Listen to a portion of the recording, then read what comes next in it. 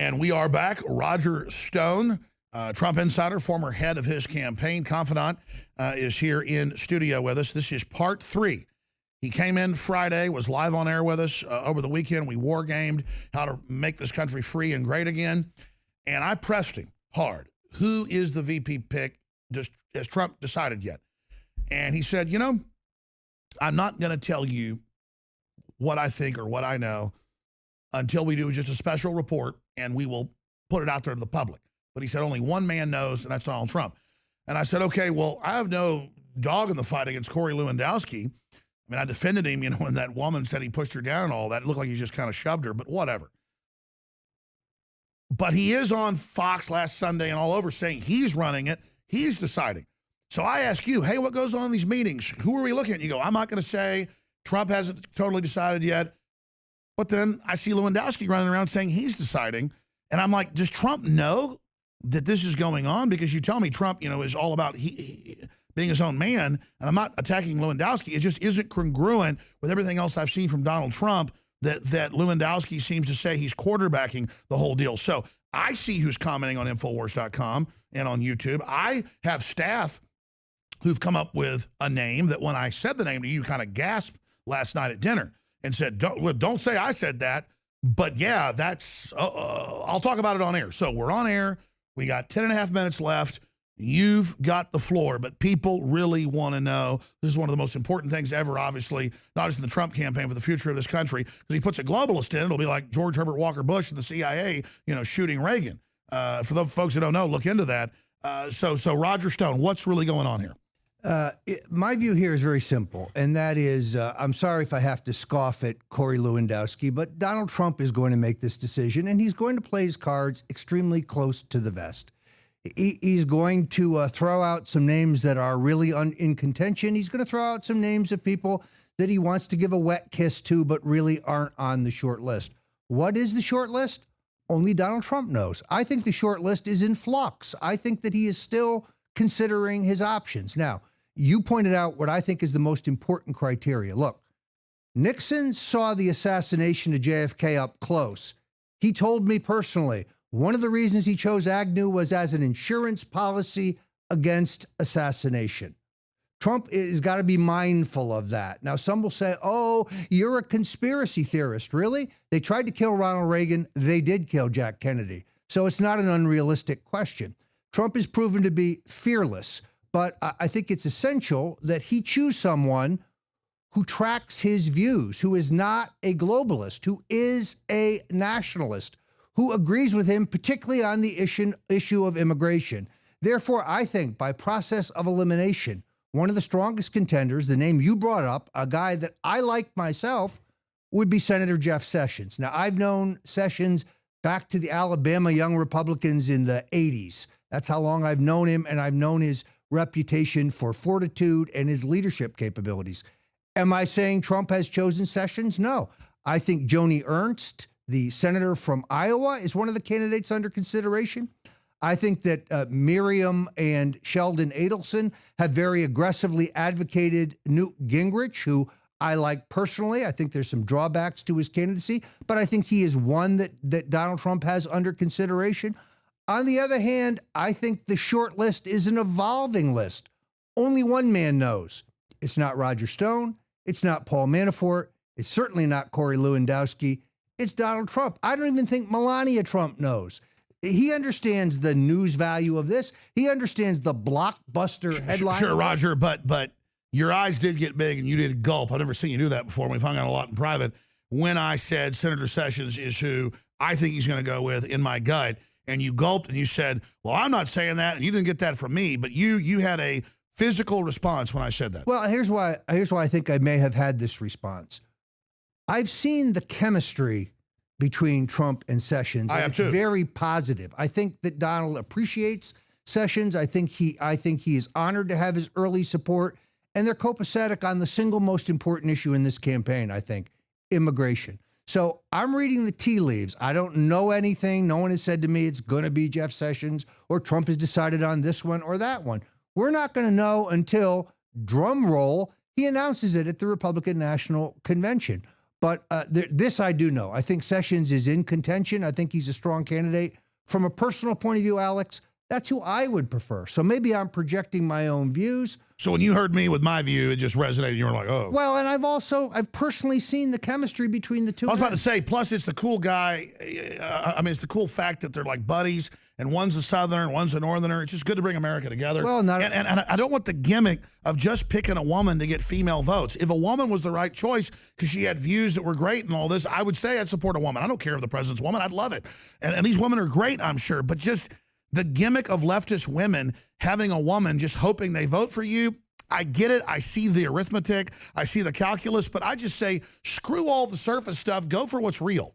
I don't think Trump has ruled in or ruled out a woman. I think there are women on his personal list. Look, the guy's a master of public relations. He understands how to keep the public interested in this process. And therefore, he has thrown out names. Some of them are real contenders, I think. Others are, he wants to give a wet kiss to Bob Corker, the chairman of the Senate Foreign Relations Committee.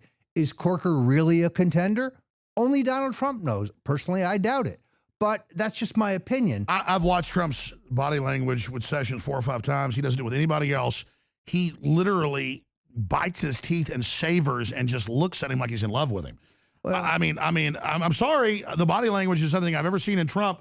Other than when he really likes Sessions.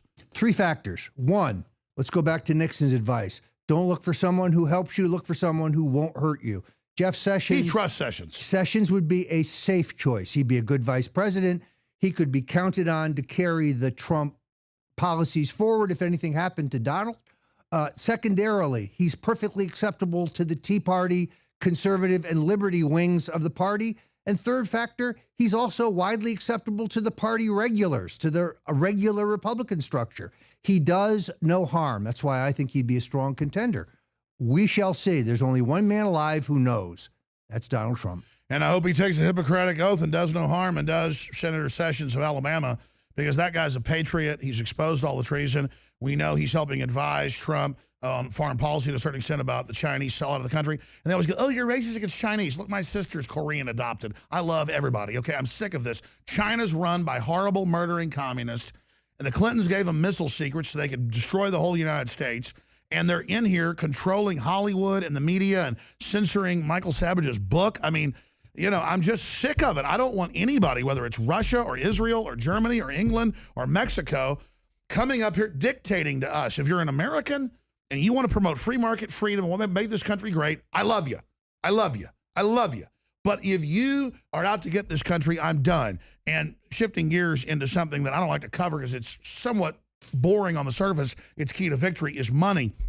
But look, our enemies want to mount this country's head on the wall for perceived ills or the dominance of the West or whatever it is. They've sold this whole cultural envy garbage, and they're funding all these groups to balkanize the nation. That's what the multinationals are doing to make us a joke. Illegals running around with Mexican flags, beating women up, and the media says it's a good thing. The mayor says of San Jose it's a good thing. This is crazy. We need Donald Trump to counterbalance what's been going on and to make nationalism okay again and just counter the political correctness. So that's my point on that. But separately, money. Trump didn't take any money in the first phase of the campaign. People are saying, well, he'll go back now if he does. He has to win. So how do we juxtapose this saying I'm not going to take super PAC money or at least the primaries? Well, he's not in the primary now. Hillary's got all the multinationals that have conquered the country, giving her all this money. For me, it's essential that people realize if you're all in, you're all in. It's time to donate. It's time to send videos and campaign ads to people. It's time to get politically involved because they're coming after our free speech across the board. Drudge Report, InfoWars, the Federal Elections Commission wants to shut us down. So now it's use our political power, use our First Amendment or lose it. We got 3 minutes to break. On the money issue, Roger Stone. I'm really glad you asked this question, Alex, because it's one I get every day from rank and file small donors, the people who give $25, the people who give $50, the people who give $100. I'm not talking about the fat cats. Now, the Clinton people are right. Because Trump did not take and raise money during the nomination phase, there is a ramp-up period in which he has to build a finance operation. He would be foolish to leave money on the table. This is going to be a billion-dollar fight. So there were several developments this week that I think are crucial. One, Tom Barrack, who is a LA-based operator of a very successful real estate opportunity fund, one of Donald Trump's closest personal friends, truly a confidant, a peer, if you will, has announced the formation of the America First PAC and $37 million worth of hard commitments. I see this as the #1 PAC to help Trump. I think it is a hard money PAC. I think it's a big money PAC. Then you have, as I'm sure you have heard, Great America PAC. They're very aggressive out among the internet, email, and so on. This is a scam. This is not the place to go if you want to. Isn't it run by a felon, Jesse Benton? It is run by Jesse Benton, but more importantly, it's run by a fellow named Ed Rollins.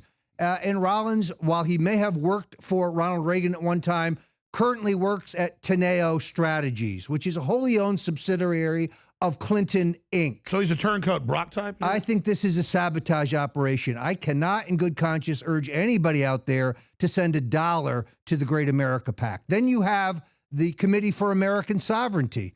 I think this is a legit operation run by a very skilled guy named Doug Watts.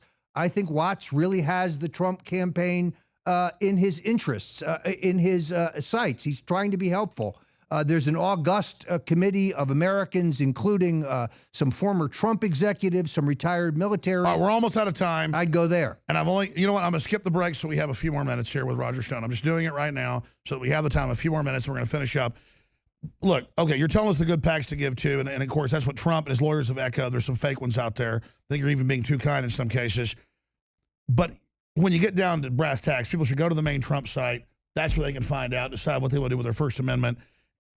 All I know is they're trying to shut down speech in this country. All speech is free, whether it's money, political, all of it, it's bull. What isn't free is foreign foundations and the Saudis and the Chinese communists and everybody else coming in and buying up our politicians. That's what I'm not putting up with. And so this is about making America free and great again. It's about saying no to all these foreign interests that think they can bully us like the Pope and everybody else.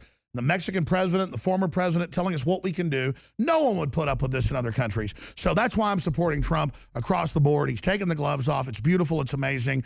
People need to go to the main Donald Trump website and check that out for themselves. But Roger Stone, 4 or 5 minutes here because you're here in town. I don't want to waste this time with you. We skipped the break. We had a few minutes left on other issues, other bombshells, other inside intel, how they're going to come after him. You know, he's a drug head, even though he doesn't take aspirin or drink. You know, he's a devil worshiper. He's an Easter bunny. I mean, what? Because you've been accurate on all the previous attacks coming, fake lawsuits with women that don't exist, you know, underage stuff. I mean, what are they going to throw at him? They're so desperate. You know, Alex, I'm glad you raised this because we addressed it on Facebook Mention last night.